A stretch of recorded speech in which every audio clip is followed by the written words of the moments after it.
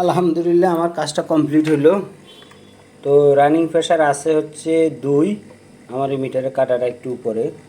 তো আমার এই মিটারেরটা একটু প্রবলেম আছে, একটু উপরে কাঁটাটা। তো ইনশাল্লাহ আল্লাহর রহমতে 100% ঠান্ডা ঠিকভাবে আসছে ভিতরে। আলহামদুলিল্লাহ আমার কাজটা কমপ্লিট হইল আল্লাহর রহমতে। এই হচ্ছে ভিতরের কন্ডিশন, দেখেন একদম পুরা চেম্বারে সুন্দর বরফ আসছে। পুরা চেম্বারে খুব সুন্দর বরফ আসছে আলহামদুলিল্লাহ আল্লাহর রহমতে। তো মূলত প্রবলেম এটাই ছিল যে ঠান্ডা পুরোপুরি চেম্বারে হইতো না।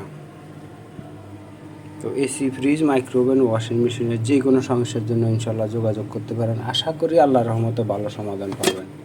খুব সুন্দর ঠান্ডা আসছে।